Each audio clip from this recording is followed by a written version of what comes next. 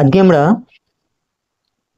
Biosphere reserve, ইন্ডিয়ার যতগুলো biosphere reserve আছে সেই বায়োস্ফিয়ার রিজার্ভ গুলো, যেগুলো প্রায় মোটামুটি ধরতে পারো প্রত্যেকটা এক্সামে, সে ডাব্লিউবিসিএস হোক, ইউপিএসসি হোক, ইউপিএসসি থেকে কোয়েশ্চেন করলে একটু ডিপে ভিতরে গিয়ে কোয়েশ্চেন করে। তাছাড়া ডাব্লিউবিসিএস স্টেটের যে কোনো এক্সাম, সে পিএসসি হোক, West Bengal PSC, West Bengal পুলিশের এসআই, কনস্টেবল, এসএসসি, যে কোনো জায়গায় যে কোনো এক্সামে বায়োস্ফিয়ার রিজার্ভ এমন একটা টপিক, যে টপিকের উপরে কিন্তু কোয়েশ্চেন থাকেই, মানে প্রত্যেক ইয়েতে একটা করে কোয়েশ্চেন এক্সপেক্ট করতে পারি আমরা। তো বায়োস্ফিয়ার রিজার্ভ, আমরা বায়োস্ফিয়ার রিজার্ভ আজকে কতগুলো বায়োস্ফিয়ার রিজার্ভ আছে সেইগুলো একটু জেনে নেবো, যে কতগুলো বায়োস্ফিয়ার রিজার্ভ আছে এবং বায়োস্ফিয়ার রিজার্ভ কি। তো ফার্স্টে হচ্ছে what is biosphere reserve. Biosphere রিজার্ভটা কি জিনিস? বায়োস্ফিয়ার রিজার্ভ হচ্ছে হোয়াট ইজ বায়োস্ফিয়ার রিজার্ভ, ঠিক আছে? তো বায়োস্ফিয়ার রিজার্ভ বা biosphere reserve is a protected area designated by UNESCO. Actually biosphere reserve যতগুলো আছে সবগুলো মানে থাকে অনেকগুলো, ধরো আমাদের ইন্ডিয়াতে 18টা বায়োস্ফিয়ার রিজার্ভ আছে। তো এই 18টা বায়োস্ফিয়ার রিজার্ভের মধ্যে ইউনেস্কো তার মধ্যে 12খানা বায়োস্ফিয়ার রিজার্ভকে ডেজিগনেটেড করেছে। তো অ্যাকচুয়ালি ইউনেস্কো যে যাদেরকে রেকগনাইজ করে সেইগুলোই এক্সাম পয়েন্ট অফ ভিউ থেকে বেশি ইম্পর্টেন্ট হয়ে যায়, কিন্তু তাছাড়াও বায়োস্ফিয়ার রিজার্ভ থাকে যেগুলোকে ইউনেস্কোর দ্বারা রেকগনাইজড হয় না, কিন্তু পরবর্তীকালে হতেও পারে, না হতে পারে, সেটা পরের বিষয়। কিন্তু বায়োস্ফিয়ার রিজার্ভ হচ্ছে এমন একটা প্রোটেক্টেড প্লেস মানে সংরক্ষিত এলাকা, যেটা ল্যান্ড হতে পারে, যেটা সি হতে পারে, এখানে কিন্তু ইম্পর্টেন্ট, যেটা ল্যান্ড হতে পারে, ল্যান্ডও হতে পারে, অথবা সি এরিয়াও কিন্তু হতে পারে। সি এরিয়ার মধ্যে যেমন আমাদের ইন্ডিয়াতে সি একটা সি বায়োস্ফিয়ার রিজার্ভের মধ্যে একটা সি এরিয়া পড়ে, ঠিক আছে? তো সেটা আমি কোনটা আসছে কি আছে সেটা আমি পরের ডিটেলসে আলোচনা করছি, কিন্তু সি রিজার্ভ পড়ে, শুধুমাত্র যে ল্যান্ড এরিয়াই হবে এরকম কিন্তু ব্যাপারটা নয়। কিন্তু এবার তাহলে কি হবে, এবং এদের মধ্যে কি করে, এদের মধ্যে সাস্টেনেবল ডেভেলপমেন্ট, দেখো সাস্টেনেবল ডেভেলপমেন্ট, বায়োডাইভার্সিটি এবং কনজারভেশন, এই তিনটি জিনিস হচ্ছে মূল। ডেভেলপমেন্ট মানে আমরা কি জানি, সাস্টেনেবল গ্রোথ বা সাস্টেনেবল ডেভেলপমেন্ট বলতে বোঝায় যে আমাদের পরবর্তী প্রজন্ম কিভাবে আমাদের কাছ থেকে কি এক্সপেক্ট করছে, আমরা কি রেখে যাচ্ছি, সেটাই হচ্ছে সাস্টেনেবল ডেভেলপমেন্ট। এখন এই সাস্টেনেবল ডেভেলপমেন্ট এবং সাস্টেনেবল গ্রোথ নিয়ে সারা বিশ্ব জুড়ে যত কিছু হচ্ছে সবকিছু কিন্তু সাস্টেনেবল ডেভেলপমেন্ট, সাস্টেনেবল গ্রোথের উপরেই। কারণ আমরা আমাদের পরিবেশকে যেভাবে রেখে যাব, আমাদের নেক্সট প্রজন্ম আমাদের পরিবেশকে সেভাবেই পাবে। সুতরাং আমাদের পরিবেশকে প্রোটেক্ট করা, বায়োডাইভার্সিটিকে ঠিকঠাক করা। বায়োডাইভার্সিটি মানে হচ্ছে যে জায়গায় অনেক জিনিস, মানে ধরো আমরা মানুষ, আমরা আমরা আমাদের জায়গাতে হিউম্যান বিংস আমাদের জায়গাতে একরকম থাকি, কিন্তু আমাদের আশেপাশে যদি কোনো ফরেস্ট এরিয়া থাকে তাহলে সেই ফরেস্ট এরিয়াকে কিভাবে আমরা কনজার্ভ করব। ফরেস্ট এরিয়ায় যা কিছু আছে, বায়োডাইভার্সিটি মানে এই নয় শুধুমাত্র পশু পাখি বা কিছু। ফরেস্ট এরিয়া দ্যাট মিনস ফরেস্টের মধ্যে গাছপালা, যত ধরনের স্পেসিস আছে, সব রকমের স্পেসিস, গাছপালার স্পেসিস আছে যত রকমের, মানে প্রজাতি, সেই প্রজাতিগুলো। তাছাড়া মানে অ্যানিমেল যে ইয়েগুলো রয়েছে, অ্যানিমেল প্রজাতি যা রয়েছে সেটা তো অবশ্যই থাকবেই, তার সঙ্গে থাকছে মানে কোনো পোকামাকড়, যেমন আমরা কোনো ইনসেক্টস এর কথা যদি বলি, ইনসেক্টস থাকবে, সমস্ত কিছু। টোটাল বায়োডাইভার্সিটি দ্যাট মিনস গাছপালা থেকে শুরু করে, জীবজন্তু থেকে শুরু করে, ইনসেক্টস থেকে শুরু করে সমস্ত, এবং ইভেন ওর ভিতরে কোনো ফরেস্ট এরিয়ার ভিতরে বা যে প্রোটেক্টেড প্লেসটা আমাদের কথা বলা হচ্ছে, সেই প্রোটেক্টেড এরিয়ার মধ্যে যে মানুষরা বসবাস করে, সাধারণত ট্রাইবরাই বসবাস করে, মানে যারা আদিবাসী বা এই ধরনের ট্রাইব, শুধুমাত্র আদিবাসী বা এই এসটি শিডিউল ট্রাইব যারা আছে সেই শিডিউল ট্রাইব এরিয়াগুলোতে তারাও থাকতে পারে, যেখানে ঠিক সেই জায়গাগুলোকে আমরা বলবো কি বায়োস্ফিয়ার রিজার্ভ, সেগুলোকেই করা হয়। এবং এই যে বলছে ইন্ডিয়াতে 18টা বায়োস্ফিয়ার রিজার্ভ মোটামুটি আছে, তার মধ্যে রেকগনাইজড কতগুলো, রেকগনাইজ হচ্ছে 12টা। এই 12টা আমি ট্রিকের মাধ্যমে তোমাদেরকে বলে দেবো 12টা, এবং ডিটেলসেও আলোচনা করব এখন। আর এটা কিসের আন্ডারে হয়, কোন প্রোগ্রামের আন্ডারে, এটাও important, under the man and biosphere programme. তাহলে কিসের আন্ডারে হচ্ছে, ম্যান অ্যান্ড বায়োস্ফিয়ার রিজার্ভের আন্ডারে, MAB এর আন্ডারে ইউনেস্কো কিন্তু এই প্রোগ্রামটাকে চালায়, এবং তারা সারা বিশ্বে, আমরা ইন্ডিয়ার কথা বলছি, সারা বিশ্বে এরকম যে এরিয়াগুলোকে মনে হয় যে বায়োস্ফিয়ার রিজার্ভের আন্ডারে রাখা উচিত, সেই এরিয়াগুলোকে তারা প্রোটেক্টেড করে দেয় এবং বায়োস্ফিয়ার রিজার্ভ হিসেবে রাখে, ঠিক আছে? তাহলে পরবর্তীকালে এরপরে আমরা কি দেখতে পাচ্ছি, আমরা তাহলে কি দেখলাম বায়োস্ফিয়ার রিজার্ভের মেন ইম্পর্টেন্ট জিনিস আমরা এখান থেকে কি দেখলাম, সেটা হচ্ছে এমএবি প্রোগ্রাম একটা তো পাচ্ছি, এমএবি প্রোগ্রাম, এই প্রোগ্রামটা। তাছাড়া বায়োস্ফিয়ার রিজার্ভ কি করবে, সাস্টেনেবল ডেভেলপমেন্ট অবশ্যই, কনজারভেশন, কিসের কনজারভেশন করবে, যা যা বললাম যে জিনিসগুলো, প্রত্যেকটা অ্যানিমেল স্পেসিস যা আছে, তারপর তোমার যে যে স্পেসিস গুলো ট্রি স্পেসিস বলো, গাছপালা যত স্পেসিস আছে, পোকামাকড় যত স্পেসিস আছে, পাখি যত স্পেসিস আছে, সমস্ত কিছুকে তারা সেখানে প্রোটেক্টেড রাখবে।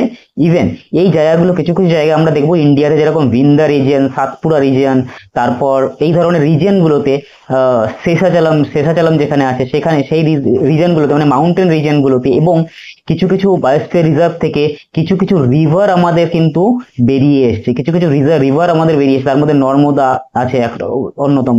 এরকম কিছু কিছু আমরা দেখবো যে রিভারও কিন্তু সেখান থেকে বেরিয়ে আসে। সুতরাং সমস্ত কিছু মিলে হয় আমাদের বায়োস্ফিয়ার রিজার্ভ। শুধুমাত্র এর মধ্যে একটা জিনিস আসে না, আমি বারবার বলছি, সি আসবে, ল্যান্ড আসবে, সেখান থেকে রিভার বেরিয়ে আসবে, এই ধরনের সমস্ত কিছু, total sustainable growth, sustainable development, total যেটা আছে সেই জিনিসটা কিন্তু এখানে হবে। ঠিক আছে, এটা হচ্ছে বায়োস্ফিয়ার রিজার্ভ গেল। এবার কি কি biosphere reserve, importance of biosphere reserve আমরা একটু দেখে নিই। ইম্পর্টেন্স কি, এর ইম্পর্টেন্স যেটা আমি বললাম এই মাত্র, important conserve biodiversity and endangered species. যেটা বললাম, বায়োডাইভার্সিটি মানে এক জায়গার ভিতরে অনেক কিছু থাকবে, সেটাকেই বলা হয় বায়োডাইভার্সিটি। এবং এন্ডেঞ্জার্ড মানে যে উপজাতিগুলো, যে স্পেসিস গুলো মানে হয় শেষ হয়ে যাচ্ছে পৃথিবী থেকে, না হয় আমরা যেগুলোকে বলি লুপ্তপ্রায়, সেই লুপ্তপ্রায় এন্ডেঞ্জার্ড স্পেসিস গুলোকে বাঁচিয়ে রাখা, সাপোর্ট করা লোকাল কমিউনিটিজ। আমি যেটা বললাম লোকাল কমিউনিটিজ, তার মধ্যে যারা ট্রাইব যে জাতি রয়েছে, যেমন আমাদের আন্দামানে আমরা দেখি কিছু ট্রাইব রয়েছে যারা মানে মানুষের সামনেই আসে না, ঠিক আছে, সেই ধরনের জারোয়া যাদেরকে বলা হয়, সেই ধরনের ট্রাইবস কমিউনিটি গুলো, যারা এরকম অনেক কমিউনিটি আছে, গোন্ড আছে, আমরা উড়িষ্যার দিকে দেখতে পাই গোন্ড আছে, ঠিক আছে, তো আরো অনেক ধরনের ট্রাইবস আছে যারা কিন্তু এর ভিতরে থাকে, এবং তাদেরকে প্রোটেক্ট করাই হচ্ছে গভর্নমেন্টের কাজ বা আমাদের সবার কাজ। লাইভলিহুড, তাদের সাস্টেনেবল লাইভলিহুড তাদেরকে ঠিক করা। প্রমোট সায়েন্টিফিক রিসার্চ, এর ভিতরে বায়োডাইভার্সিটির ভিতরে আমরা সায়েন্টিফিক রিসার্চ করতে পারি যে কোন কোন প্রাণীগুলো বা অবলুপ্ত হয়ে যাচ্ছে, আমাদের অ্যানশিয়েন্ট, আমাদের আগে থেকে যে প্রাণীগুলো ছিল সেই প্রাণীগুলোকে নিয়ে রিসার্চ করা, তাদেরকে নিয়ে এডুকেশন, সেই সমস্ত গুলো কিন্তু প্রমোট করা হয় বায়োস্ফিয়ার এই রিজার্ভে। হেলথ, কমব্যাট ক্লাইমেট, এই আরেকটা খুব ইম্পর্টেন্ট জিনিস, ক্লাইমেট। আমাদের ক্লাইমেটকে ঠিক রাখতে বায়োস্ফিয়ার রিজার্ভের একটা গুরুত্বপূর্ণ ইম্পর্টেন্ট রোল কিন্তু আমরা দেখতে পাই। কি, আমাদের ক্লাইমেট কেমন হবে, আমাদের ক্লাইমেট কিভাবে, দিন দিন দেখছি আমরা গরম বাড়ছে, বিশ্ব উষ্ণায়ন মানে গ্লোবাল ওয়ার্মিং আসছে, গ্লোবাল ওয়ার্মিং, এই সমস্ত কিছু ঠেকাতে বায়োডাইভার্সিটি রাখা এবং এই বায়োস্ফিয়ার রিজার্ভ গুলো খুব বেশি পরিমাণে কাজ করেন। কারণ যত বেশি গাছপালা থাকবে, যত বেশি বায়োডাইভার্সিটি থাকবে, তত বেশি আমরা কিন্তু ক্লাইমেটকে ঠিকঠাক ভাবে আমরা রাখতে পারবো। ক্লাইমেট চেঞ্জকে ঠিকঠাক করা, প্রোটেক্ট করা। ইকোসিস্টেম, আরো একটা মডার্ন জিনিস হচ্ছে ইকোসিস্টেম। যেমন আমরা প্রথমে পড়েছিলাম ডারউইনের মতবাদ পড়েছিলাম, সেখানে কি ছিল, একটা টোটাল ইকোসিস্টেম, একটা শৃঙ্খলা কাজ করে, তাই না, একটা চেন কাজ করে, সেই চেনের মাধ্যমে কিন্তু সমস্ত কিছু হয়। এমন নয় যে কোনো একটা প্রাণী আমাদের কাছ থেকে চলে গেল, আমাদের পৃথিবী থেকে উধাও হয়ে গেল, তারপরেও আমরা আমাদের পৃথিবীকে একই রকম ভাবে পাবো, এরকম একদমই নয়। তাহলে কিন্তু আমরা আলাদা রকম ভাবে পাবো পৃথিবীকে, ঠিক আছে। তো সুতরাং সেই শৃঙ্খলাটা যাতে ঠিক থাকে, সেই জন্য বায়োস্ফিয়ার রিজার্ভ গুলোকে ঠিকঠাক ভাবে পর্যাপ্ত পরিমাণে রাখতে হয়। যদিও এখন মানুষেরা, আমরা বিভিন্ন জায়গায় শুধুমাত্র ট্যুরিজমের উদ্দেশ্যে, যদিও ট্যুরিজম দরকার, ইকোনমির ক্ষেত্রে ইম্পর্টেন্ট, কিন্তু ট্যুরিজমের জন্য আজকে অনেক জায়গাকে আমরা নষ্ট করে ফেলেছি। সেই জন্য ন্যাশনাল পার্ক, দেখো কতগুলো জিনিস আছে, ন্যাশনাল পার্ককে আলাদা করা, ন্যাশনাল পার্ককে এই বায়োস্ফিয়ার রিজার্ভ থেকে আলাদা করা, এবং সেখানে ন্যাশনাল পার্কে মানুষকে যেতে দেওয়া, এবং ভিতরে টোটাল বায়োস্ফিয়ার রিজার্ভে না 3টে জোন থাকে, একটা হচ্ছে কোর জোন, একটা হচ্ছে বাফার জোন, মনে রাখবে বাফার জোন, আর এটা হচ্ছে ট্রানজিশন জোন। কি জোন? ট্রানজিশন জোন, তাই তো। এই 3টে জোন থাকে, এই 3টে জোনের মধ্যে কোর এরিয়াতে তো মানুষকে ঢুকতেই দেওয়া হয় না, কোনো পর্যটকদের ঢুকতে দেওয়া হয় না, শুধুমাত্র সায়েন্টিস্টরা যায় সেখানে রিসার্চ করার জন্য। এবং যেটাকে বলা হয় অ্যানিমেলসদের একদম থাকার জায়গা, যেমন সুন্দরবনের কোর এরিয়াতেই শুধুমাত্র বাঘ থাকে, যেখানে মানুষকে যেতে দেওয়া হয় না, পর্যটক কেন কোনো মানুষকেই সেখানে যায় না, ঠিক আছে। তো বাফার জোন, যে জোনে মানুষকে কিছু কিছু ক্ষেত্রে ঢুকতে দেওয়া হয়, কিছু কিছু ক্ষেত্রে ঢুকতে দেওয়া হয় না। ট্রানজিশন জোন মানে যেখানে মানুষরা থাকে, সেখানকার কমিউনিটিরা থাকে, এবং সেখানে পর্যটকরা যেতে পারে। এই 3টে জোনে ভাগ করা হয়। সুতরাং যে জোনগুলোতে ঢোকা নিষেধ, কোর এরিয়া যে জোনগুলোতে ঢোকা নিষেধ, সেখানে কিন্তু একদমই যাওয়া উচিত নয় এবং সেখানে যেতে দেওয়াও হয়। ঠিক আছে, এই 3টে জোনে ভাগ করা হয়। তাহলে 3টে জোনে ভাগ করার উদ্দেশ্য কি? উদ্দেশ্য হচ্ছে যাতে মানুষের জন্য কোনো রকম ভাবে অ্যানিমেল প্রজাতি বা অন্য কিছু এগুলো নষ্ট না হয়। তাছাড়া আমরা দেখি চোরাশিকারীরা এই এর ভিতরে থেকেও মানে পশু পাখির উপর হার্মফুল, মানে তারা পশু পাখি হত্যা করে, সেগুলোকে বিক্রি করা হয়, একটা বিশাল র্যাকেট চলে, একটা বড় বিজনেস চলে পুরো ফরেস্টের ভিতরে। ঠিক আছে, তো গাছপালা থেকে শুরু করে সমস্ত কিছু নিয়ে আমরা যেমন চন্দন দস্যুই বীরাপ্পানকে দেখেছি, চন্দন কাঠ নিয়ে ব্যবসা করতো এবং ওই জঙ্গলে আর কেউ যাতে ঢুকতে না পারে, প্রশাসনও কোনো কিছু করতে পারে না। এরকম প্রচুর জঙ্গল আছে যেখানে দুষ্কৃতীরা বা এরা থাকে, সেখানে সেগুলোকে চোরাশিকারীরা থাকে, পোচার যাদের বলা হয়, তারা সেখানে সেই বায়োডাইভার্সিটিটাকে নষ্ট করে। তো সেইগুলোকে আমাদের ঠিকঠাক রাখা সরকারের দায়িত্ব এবং আমাদের দায়িত্ব, এই সবগুলো আমাদের দায়িত্ব। ঠিক আছে, তাহলে এটা গেল। এবার আমরা যাব আমাদের ফার্স্ট বায়োস্ফিয়ার রিজার্ভ, কি? Nilgiri biosphere reserve. Nilgiri biosphere reserve কত সালে বায়োস্ফিয়ার রিজার্ভ হিসেবে একে আনা হয়েছে? সেটা হচ্ছে 1986 সালে। ঠিক আছে, তো 1986 সালে এই যে জিনিসগুলো ইম্পর্টেন্ট, সেই জিনিসগুলোই এখানে শুধুমাত্র বলা আছে, সেই জিনিসগুলোই তোমরা দেখবে। এটা কোন এরিয়াতে, কোন এরিয়ার কোথায় এটা লোকেশন, কোথায় লোকেটেড? তামিলনাড়ু। 3টে স্টেট মিলে। লাস্ট ইয়ারের একটা কোয়েশ্চেনে আমি দেখেছি, সিডিএস এর একটা কোয়েশ্চেন দেওয়া ছিল, সেখানে দেওয়া ছিল যে কোন বায়োস্ফিয়ার রিজার্ভ 3টে স্টেট মিলে রয়েছে। ঠিক আছে, তো সেখানে তাহলে 3টে স্টেট মিলে ইউপিএসসি দেখেছো, ইউপিএসসি কোথা থেকে কিরকম ভাবে কোয়েশ্চেন করে? ইউপিএসসি কোয়েশ্চেন করবে না যে নীলগিরি বায়োস্ফিয়ার রিজার্ভ কোথায় বা কিছু, কোন বায়োস্ফিয়ার রিজার্ভ 3টে স্টেট মিলে রয়েছে, সেটা হচ্ছে ইউপিএসসি সিডিএস এর কোয়েশ্চেন। তাহলে কি, নীলগিরি বায়োস্ফিয়ার রিজার্ভ 3টে স্টেট জুড়ে কিন্তু রয়েছে। এবং কোথায় অ্যাকচুয়াল জায়গাটা কোথায়? এটা হচ্ছে ওয়েস্টার্ন ঘাট। আমরা জানি যে আমাদের ইন্ডিয়ার সাউদার্ন পার্ট, এই যে সাউদার্ন পার্টটা, ইন্ডিয়ার যে সাউদার্ন পার্টটা, আমরা এরকম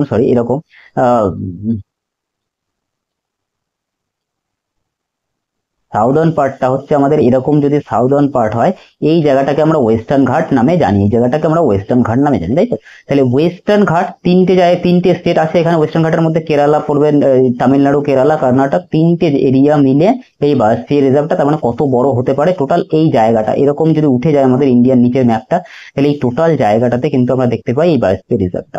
ঠিক আছে না? তাহলে এটা গেল 3টে জায়গাতে।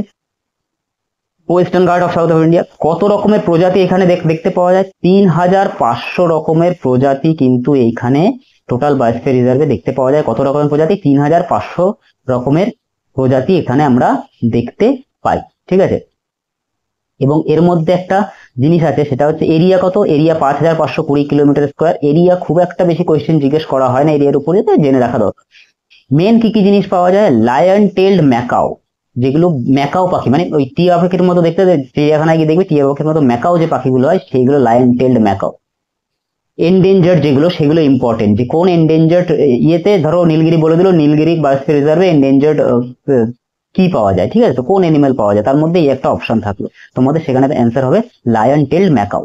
নীলগিরি থার, মালাবার জায়ান্ট স্কুইরেল মানে যে আমাদের এই কাঠবিড়ালি যেগুলো, সেইগুলো বড় আকারের কাঠবিড়ালি। আমরা রিসেন্টলি আমরা দলমায় গেছিলাম, দলমা ঘুরতে গিয়ে আমরা এই কিন্তু জায়ান্ট স্কুইরেল কিন্তু আমরা দেখেছিলাম। জায়ান্ট স্কুইরেল বেশ বড়, মানে লেজটা ব্রাউন কালারের হয় এবং উপরটা সাদা আর ব্রাউনের মধ্যে একটা মিক্সিং থাকে, দেখতে খুবই সুন্দর। নর্মাল যে কাঠবিড়ালিগুলো হয় না, তার থেকে অনেকটা বড় হয় এরা, এবং গাছের উপর থেকে চলে। আর কি, নীলগিরি ল্যাঙ্গুর। এই ধরনের স্পেসিস গুলো এখানে দেখতে পাওয়া যায়। সিগনিফিকেন্স কি? First biosphere reserve in India. সব থেকে ইম্পর্টেন্ট জিনিস, যেগুলো ইউনেস্কো যেগুলোকে রেকগনাইজ করেছে, সেগুলোই বেশি ইম্পর্টেন্ট, তাই তো? তাহলে সব থেকে প্রথম ইউনেস্কো ডেজিগনেটেড বায়োস্ফিয়ার রিজার্ভ কোনটা? নীলগিরি। কত সালে? 2000 সালে। ঠিক আছে, এটা ইম্পর্টেন্ট, এটা মনে রাখতে হবে তোমাদের। ঠিক আছে, তাছাড়া এখানে আর কিছু ইম্পর্টেন্ট নেই। আর এরপরে আমরা চলে আসছি, তারপরে নেক্সট আমাদের নন্দা দেবী বায়োস্ফিয়ার রিজার্ভ। কত সালে? 1988 সালে। কত সালে? 1988 সালে এটা স্থাপিত হয়েছে। মানে বায়োস্ফিয়ার রিজার্ভ হিসেবে এটাকে গ্র্যান্ট করা হয়েছে 1988 সালে।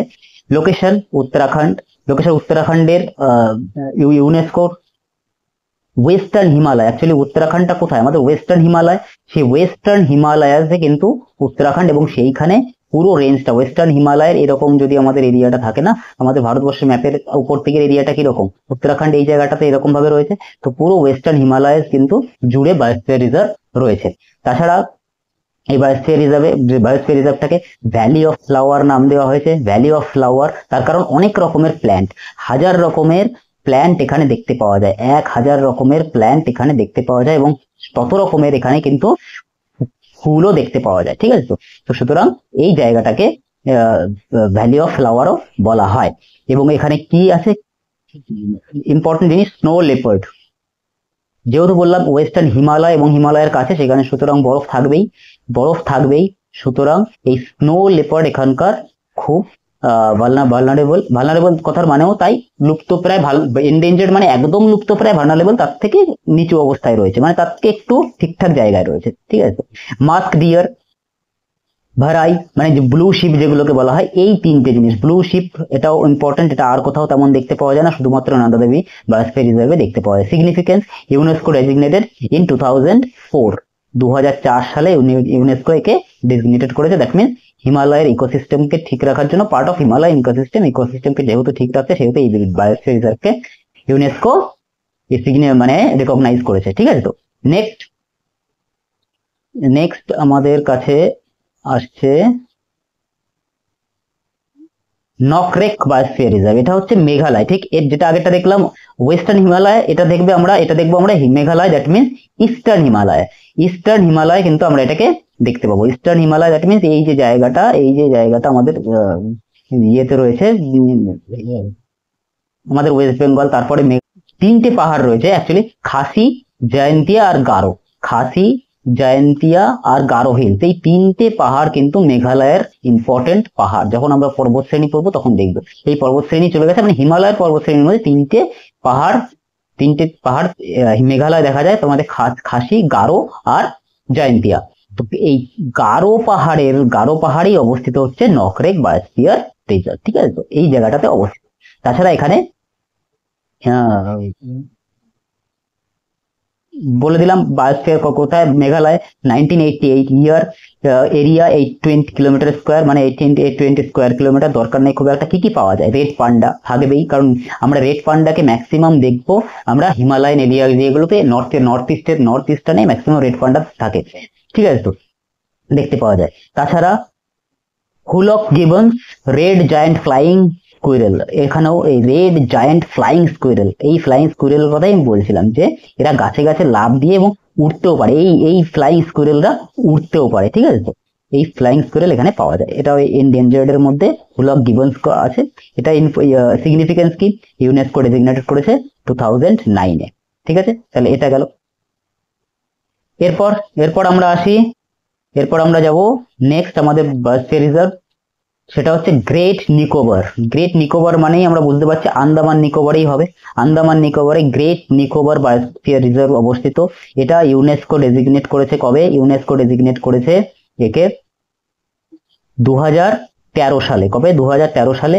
এর মেন ইম্পর্টেন্ট জিনিস হচ্ছে সল্ট ওয়াটার ক্রোকোডাইল, এখানে সব থেকে ইম্পর্টেন্ট হচ্ছে সল্ট ওয়াটার ক্রোকোডাইল খুব ডেঞ্জারাস, মানে দু ধরনের ক্রোকোডাইল অ্যাকচুয়ালি পাওয়া যায়। আমাদের গঙ্গাতেও কিছু সময় আমরা ক্রোকোডাইল দেখতে পাই, যেগুলো মিষ্টি জলের ক্রোকোডাইল। তার সব থেকে ভয়ঙ্কর হচ্ছে সল্ট ওয়াটার ক্রোকোডাইল। এই সল্ট ওয়াটার ক্রোকোডাইল বেশি দেখতে পাওয়া যায় তোমার আফ্রিকায়। ঠিক আছে, আফ্রিকা এবং অ্যামাজনের এরিয়াগুলোতে সল্ট ওয়াটার ক্রোকোডাইল কিন্তু সব থেকে বেশি দেখতে পাওয়া যায়। তাছাড়া ডুগং, ভালনারেবল যেটা দেখতে পাওয়া যায়। আন্দামানের কোথায় অবস্থিত, নিকোবর ডিস্ট্রিক্ট, আন্দামান নিকোবরের মধ্যে নিকোবর যে ডিস্ট্রিক্টটা রয়েছে, সেখানে নিকোবর ডিস্ট্রিক্টেই কিন্তু এই বায়োস্ফিয়ার রিজার্ভ রয়েছে। এর মধ্যে এই বায়োস্ফিয়ারের মধ্যে আবার দুটো ন্যাশনাল পার্ক আমরা দেখতে পাই। সেটা কি, একটা হচ্ছে ক্যাম্পবেল ন্যাশনাল পার্ক, কি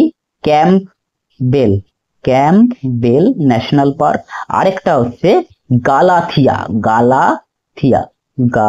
গালাথিয়া ন্যাশনাল পার্ক। এই দুটো ন্যাশনাল পার্ক এই বায়োস্ফিয়ার রিজার্ভের আন্ডারেই কিন্তু এই দুটো ন্যাশনাল পার্কও দেখতে পাই আমরা। ঠিক আছে, তাহলে ইম্পর্টেন্ট ব্যাপার এখানে চলে আসলো যে দুটো ন্যাশনাল পার্ক এখানে রয়েছে, একটা গালাথিয়া, একটা ক্যাম্পবেল, এই দুটো ন্যাশনাল পার্ক এখানে কিন্তু অবস্থিত।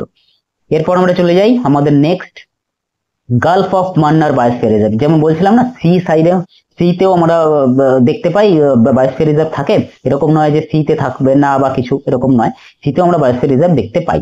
ঠিক আছে, এটা কবে, এটা হচ্ছে আমাদের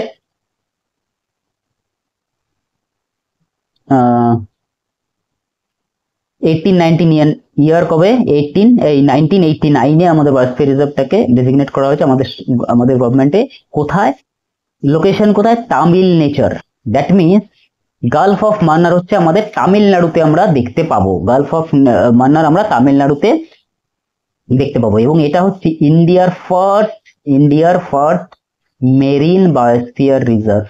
কি মেরিন, মেরিন মানে সমুদ্র, marine biosphere reserve, first marine biosphere reserve, খুব ইম্পর্টেন্ট, কিন্তু জিজ্ঞেস যদি করে কোয়েশ্চেন আসে ফার্স্ট মেরিন বায়োস্ফিয়ার রিজার্ভ কোনটা, সেটা হচ্ছে Gulf of Mannar biosphere reserve হচ্ছে আমাদের ফার্স্ট মেরিন বায়োস্ফিয়ার। এবং এর এরিয়াটাও দেখো অনেক বড়, তখন আমরা দেখছিলাম 5000 কিলোমিটার, 8000 কিলোমিটার, এটা 10,500 কিলোমিটার স্কোয়ার জুড়ে অবস্থিত।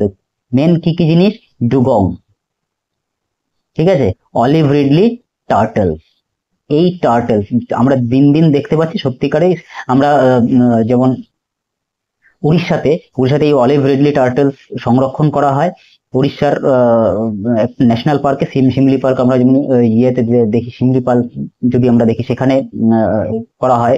তাছাড়া আরো কিছু কিছু জায়গা আছে যেখানে এই অলিভ রিডলি টার্টল কিন্তু খুব খুব এন্ডেঞ্জার্ড অবস্থায় রয়েছে, এবং একে সংরক্ষণও করা হয়, এবং নতুন ভাবে যাতে এরা বাঁচতে পারে তাদের প্রজনন করানো সমস্ত কিছু সাইন্টিফিক উদ্যোগ কিন্তু আমাদের এখান থেকে নেওয়া হয়েছে। ঠিক আছে, তো ইউনেস্কো এটাকে ডেজিগনেট করেছে কত সালে, 2001 সালে, কি হিসাবে, মেরিন বায়োডাইভার্সিটি হটস্পট হিসেবে এটাকে কিন্তু ইয়ে করেছে। তাছাড়া এখানে আর কি কি দেখতে পাওয়া যায়, কোরাল রিফ আমরা তো অবশ্যই দেখতে পাবো, কোরাল রিফ, প্রচুর বড় কোরাল রিফ সেখানে থাকে। তারপর থাকে সি গ্রাস, আমরা এখানে দেখতে পাই, সি গ্রাস বেড, কিছু ম্যানগ্রোভ দেখতে পাই। তাছাড়া কত রকমের স্পেসিস, কোরালের কত রকমের স্পেসিস, এই কোরালের কত রকমের স্পেসিস, 117 রকমের স্পেসিস কোরালের আমরা দেখতে পাই। সি গ্রাস 12 ধরনের, 12টা স্পেসিস সি গ্রাস বেডস এর। সি গ্রাস মানে হচ্ছে সমুদ্রের নিচে যে ঘাস জন্মায় তাকেই বলা হয় সি গ্রাস বেড। ঠিক আছে, তো সেই ঘাস আমরা কত রকমের, 12 রকমের প্রজাতি আমরা দেখতে পাচ্ছি। 11 রকমের ম্যানগ্রোভ সেখানে দেখতে পাওয়া যায়। ম্যানগ্রোভ কোথায় থাকে তো জানো তো, ম্যানগ্রোভ থাকে হচ্ছে সমুদ্রের পাশে, সমুদ্র এবং নদী যেখানে মোহনায় মিলিত হয় সেখানে যে বদ্বীপ এরিয়া, সেখানে ম্যানগ্রোভের জন্ম হয়। তো এখানেও আমরা কিন্তু ম্যানগ্রোভ দেখতে পাচ্ছি। ঠিক আছে, তাহলে এটা ইম্পর্টেন্ট হয়ে গেল, এখানে ম্যানগ্রোভ আমরা দেখতে পাই। ঠিক আছে, নেক্সট আমাদের মানস বায়োস্ফিয়ার রিজার্ভ। মানস বায়োস্ফিয়ার রিজার্ভ আসামে অবস্থিত। ঠিক আছে, মানস ন্যাশনাল পার্ক আমরা জানি, মানস ন্যাশনাল পার্ক খুব ইম্পর্টেন্ট। মানস আর কাজিরাঙ্গা ন্যাশনাল পার্ক আসামের দুটো খুব মানে ঘুরতে যাওয়ার জন্য ভালো স্পট। মানস ন্যাশনাল পার্ক কোথায় অবস্থিত, মানস বায়োস্ফিয়ার রিজার্ভের মধ্যে মানস ন্যাশনাল পার্ক অবস্থিত। কত খ্রিস্টাব্দে, 1989-এ। এরিয়া কত, 2837 কিলোমিটার স্কোয়ার। আসামের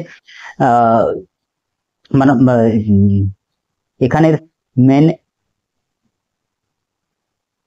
এটাও কি হবে, আসামের এই জায়গাটাও এই মানে আসামের ঠিক একদম উপরে যেটা হিমালয়ান ফুটহিলস, মানে তরাই অঞ্চল, হিমালয়ান ফুটহিলস যে এরিয়াতে, সেই এরিয়াতে কিন্তু বায়োস্ফিয়ার রিজার্ভ এখানে দেখতে পাওয়া যায়। এই বায়োস্ফিয়ার রিজার্ভ, মানস বায়োস্ফিয়ার রিজার্ভে বড় বড় আমরা লম্বা লম্বা ঘাস দেখতে পাই, প্রচুর ঘাস। ঠিক আছে, তো লম্বা লম্বা ঘাস দেখতে পাই।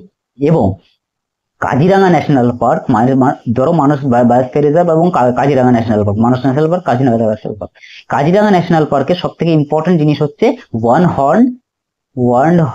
হর্ন মানে এক শৃঙ্গ গন্ডার যেটাকে বলে, ওয়ান হর্ন রাইনো আমরা দেখতে পাই ন্যাশনাল ইয়েতে, তোমার কাজিরাঙ্গা ন্যাশনাল পার্কে। কিন্তু মানস ন্যাশনাল পার্কে এটা দেখা যায় না। মানস ন্যাশনাল পার্কের ইম্পর্টেন্ট জিনিস Asiatic elephant, tiger, golden lemur,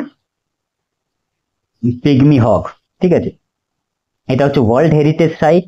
এটাকে কিন্তু আমরা ইউনেস্কোর আন্ডারে রাখবো না, ইউনেস্কো একে ডেজিগনেট করেনি বা ইউনেস্কো একে রিকগনাইজ করেনি, সুতরাং এটা আমাদের শুধুমাত্র ইন্ডিয়ান বায়োস্ফিয়ার রিজার্ভ হিসেবে এটা অন্তর্গত। ঠিক আছে, তো এরপরে আমরা চলে যাব নেক্সট সুন্দরবন।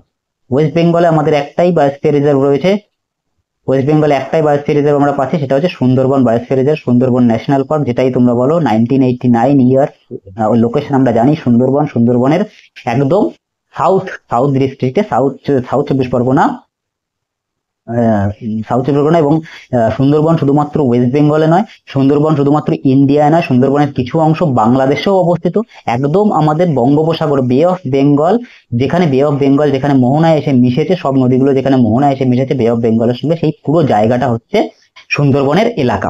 ঠিক আছে, তো এখানকার মেন ইম্পর্টেন্ট জিনিস কাউকে বলে দিতে হবে না হয়তো ওয়েস্ট বেঙ্গলের লোককে, যে রয়্যাল বেঙ্গল টাইগার হচ্ছে এখানকার সব থেকে এন্ডেঞ্জার্ড স্পেসিস। কিন্তু আস্তে আস্তে আমরা ধীরে ধীরে শুনতে পাচ্ছি রয়্যাল বেঙ্গল টাইগারের সংখ্যা কিন্তু আস্তে আস্তে ধীরে ধীরে বাড়ছে। তাছাড়াও আরো যাতে বাড়ে সেই সেই গভর্নমেন্ট সেই হিসেবে পুরো প্রোটেক্ট করে রেখেছে জায়গাটা, এবং ইউনেস্কো ডেজিগনেটেড, কবে ইউনেস্কো ডেজিগনেট করেছে, কবে, এটা 2001 সালে। কিসের জন্য? Largest mangrove forest. সারা পৃথিবীর মধ্যে লার্জেস্ট ম্যানগ্রোভ ফরেস্ট কোনটা? সেটা হচ্ছে সুন্দরবন। এবং এখানে কি পাওয়া যায়? আরেকটা জিনিস কি পাওয়া যায়? গ্যাঞ্জেস ডলফিন, যেটা কিন্তু ইউনিক। গ্যাঞ্জেস ডলফিন তুমি আর কোথাও দেখতে পাবে না, সেটা হচ্ছে শুধুমাত্র এইখানেই দেখতে পাবে, গ্যাঞ্জেস ডলফিন দেখতে পাওয়া যায়। আর কি? আর হচ্ছে কোন তিনটে নদী এখানে মিলেছে? তিনটে নদীর মোহনা বললাম না, তিনটে নদী মিলন, মোহনা, গঙ্গা, মেঘনা আর ব্রহ্মপুত্র। গঙ্গা, মেঘনা আর ব্রহ্মপুত্র, এই তিনটে নদীর মোহনায় কিন্তু সুন্দরবন ম্যানগ্রোভ অঞ্চল অবস্থিত। ঠিক আছে, নেক্সট শিমলিপাল বায়োস্ফিয়ার রিজার্ভ। আজকে লাস্ট হচ্ছে শিমলিপাল বায়োস্ফিয়ার রিজার্ভ, এরপরে এর পরের পার্টে আমরা নেক্সট বাদ বাকি যতগুলো বায়োস্ফিয়ার রিজার্ভ আছে সবগুলো আমরা পড়বো। ঠিক আছে, শিমলিপাল বায়োস্ফিয়ার রিজার্ভ উড়িষ্যায় অবস্থিত। কোথায় অবস্থিত এটা? উড়িষ্যায় অবস্থিত শিমলিপাল বায়োস্ফিয়ার রিজার্ভ। কবে এস্টাবলিশ হয়েছে? 1994-এ। লোকেশন উড়িষ্যা। উড়িষ্যার কোথায়? উড়িষ্যার ময়ূরভঞ্জ ডিস্ট্রিক্ট। কোথায়? ময়ূরভঞ্জ, ময়ূরভঞ্জ, ময়ূরভঞ্জ ডিস্ট্রিক্টে কিন্তু এটা অবস্থিত। ময়ূরভঞ্জ ডিস্ট্রিক্টে, উড়িষ্যার যদি বলে কোথায় অবস্থিত, ময়ূরভঞ্জ ডিস্ট্রিক্টে শিমলিপাল বায়োস্ফিয়ার রিজার্ভ অবস্থিত। এখানকার এরিয়া 4374 কিলোমিটার স্কোয়ার।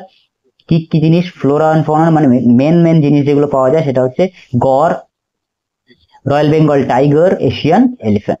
ঠিক আছে, এই তিনটে মেন জিনিস। ইউনেস্কো কবে একে ইয়ে করেছে? 2009 সালে রিকগনাইজ করেছে। আর কি? মেনলি কিসের জন্য? অর্কিড ডাইভার্সিটি, প্রচুর পরিমাণে অর্কিড পাওয়া যায়। অর্কিড দ্যাট মিন যে জিনিস, অর্কিড বিভিন্ন রকমের ছত্রাক বা বিভিন্ন রকমের অর্কিড হচ্ছে ফুল। অর্কিড দেখবে নর্মালি নর্থের দিকে আমরা প্রচুর অর্কিড ফুল দেখতে পাই। দেখবে যে ফুলগুলো দামি, একটু ফুলের দোকানে দেখবে বা টিভি ফিভিতে দেখায়, দেখবে যেগুলো একটু দামি দামি ফুল, সেগুলোকে অর্কিড বলা হয়। ঠিক আছে, তো সেই অর্কিড কিন্তু এখানে পাওয়া যায়, প্রচুর পরিমাণে অর্কিড দেখতে আমরা পাই।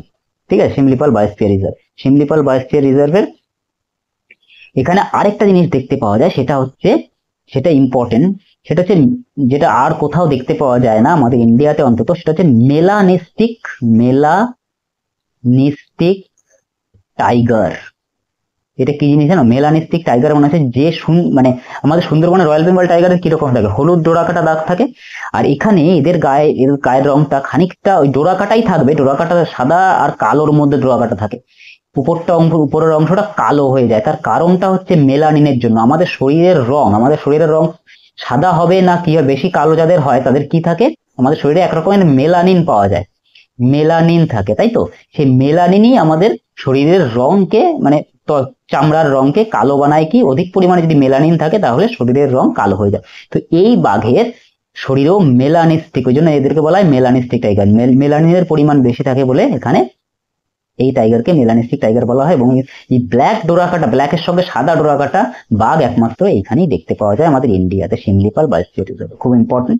কবে? 2009 সালে ইউনেস্কোর ডেজিগনেশন হয়েছে এখানে। আর কিছু এখানে তেমন নেই। আর তাছাড়া আর কিছু এখানে বলার নেই। এই হচ্ছে আজকে এই পর্যন্তই থাকলো। নেক্সট আর কতগুলো বায়োস্ফিয়ার রিজার্ভ আমাদের রয়েছে সেগুলো আমরা পরে আমরা আলোচনা করব। এবং তারপরে আমি লাস্টে বলে দেবো যে কিভাবে সহজে সবকটা মনে রাখবে। এতগুলো বায়োস্ফিয়ার রিজার্ভ আমরা পড়বো, আর এখনো পড়বো নেক্সট পার্টে। এবং তারপরে আমি বলে দেবো যে কিভাবে তোমরা শর্টকাট মনে রাখবে, প্রসেসটা কি। ঠিক আছে, তো আজকে ভিডিও এই পর্যন্তই। Thank you.